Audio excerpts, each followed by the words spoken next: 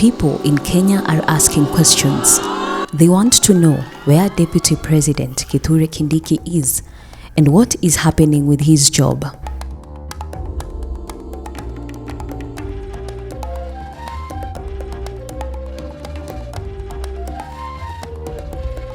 These questions grew after a big meeting at Sagana State Lodge in Nyeri. President William Ruto called the meeting. More than 17,000 new local UDA party leaders were there.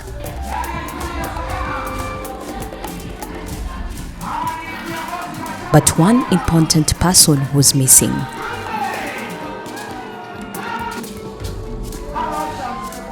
Deputy President Kindiki. He is the deputy leader of the UDA party.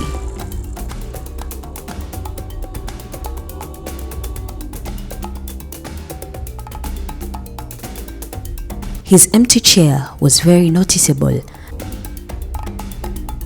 This is not the first time he has been missing.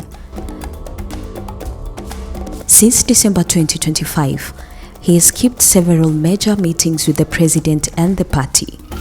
Mimi nimetumwa na naibu wa rais wako ambaye asikii vizuri sana. Ameniambia nikifika nisalimie watu ya Mbalingo, na vile vile amenituma na pesa mingi ya kununua buzi ya Krismasi. This has made many people talk and wonder. The story became more confusing because of different statements from leaders. Kwa hivyo mkiona kama naibu wa rais ya yuko ametumana na ako nanyi kabisa. One government minister said the deputy president was sick, but then President Ruto said that was not true. He said his deputy was well and working. The president did not say why he has been missing. People are now guessing, and there are two main theories. The first theory is political.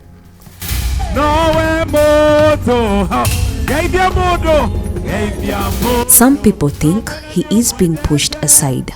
The deputy president wants to be the president's running mate again in the 2027 election.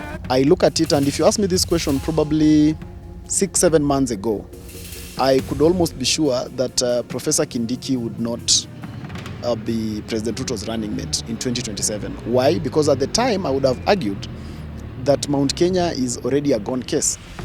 So the president would definitely be looking at new frontiers where there are numbers. But I don't think my answer would be the same today. Why? Because Kindiki, if anything, has proven his might in the by-elections. This by-election, not many of us thought he can actually win that by-election. We saw him put in an effort. We saw him win the by-election. He has washed away the perception of many Kenyans that he's just a hand-picked professor who can only be a loyal deputy. No, he has proven that he's not just a loyal deputy. He's actually a serious political operative. He's a serious political mobilizer. So he is not someone you can actually wish away. If you would not want to say you can give him the whole of the mountain, then you can't deny the fact that he has control of Mount Kenya East. But other powerful leaders from other regions also want that job.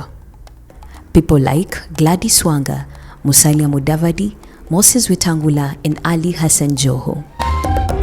Missing this big meeting might be a sign he is losing influence. First of all, the aspect of a running mate is very, very important in our politics at the top, at the seat of the presidency. But the aspect of the running mate is very, very useless when it comes to county governments. I argue that most governors, rarely do they ever win because of deputy. They just win on their own. But at the top, there is perception politics and the management of our, again, community diversity. So, of course, the aspect of the running mate is very, very important, both to President Ruto and to whoever becomes the candidate on the other side. And as it stands now, missing this big meeting might be a sign he is losing influence. So if you ask me today, Professor Kindiki is the first person, the first ranking person for consideration for deputy president. Why? Because he has proven that he can actually do the job.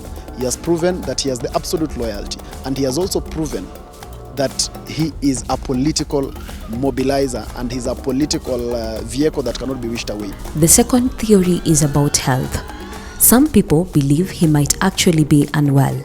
The minister's comment about him being sick might have been the truth. Maybe he cannot come to work because of a health problem, but the government does not want to say it. And so, the country is left with two worrying ideas. Either the deputy president is being removed from power quietly, or he is sick and it is being kept secret.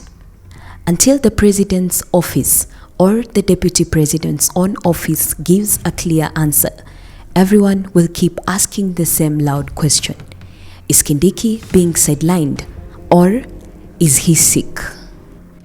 The person probably that would have come in, if it were not for Professor Kindiki, initially, if you asked me 6 months ago, I would have told you that the deputy president will go to the Western region. But when I look at it now, I don't see anybody putting up enough effort to actually outmaneuver Professor Kindiki from the Western region. I don't think you see as much galvanization from Musalia Mudavadi as you see from Professor Kindiki. So if you ask me today, I really believe that, of course, dynamics might change in the future. But as it stands today, when we're having this conversation, I think Professor Kindiki still stands the chance as the highest contender for that position.